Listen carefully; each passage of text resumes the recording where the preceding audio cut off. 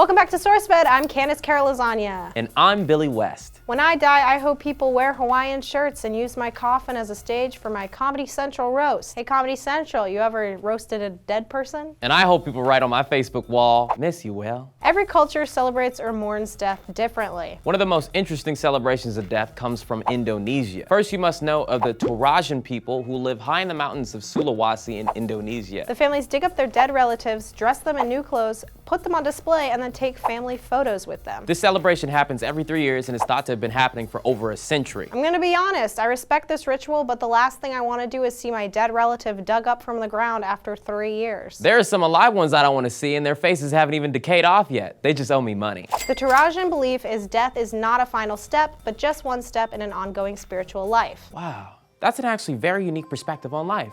They believe that our lives transcend that of our human body. Then why not just leave it in the ground? I'm not judging you. I'm just wondering. Don't you have respect for other people's cultures? Yeah, except for when they're different. I'm an American.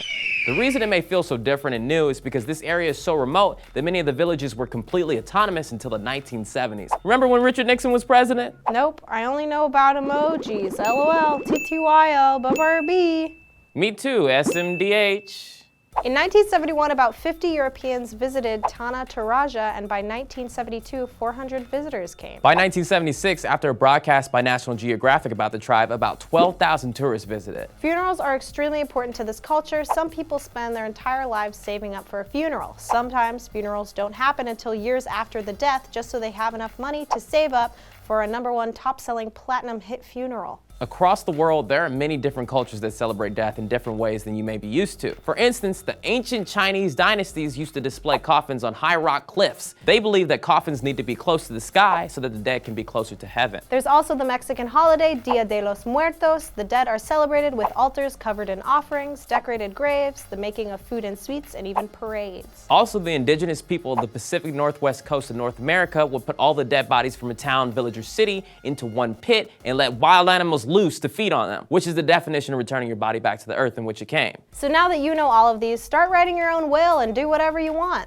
When I'm dead, I want my ashes to be sprinkled into Vanessa Hudgens' shampoo bottle. You can't even say her name right. Do you even know how to pronounce Vanessa Hudgens' name? Let us know in the comments below. How do you want to get burialized? Let me know in the comments down below. No, let me know. No. I'm Candace Gonzalez. I'm Billy West.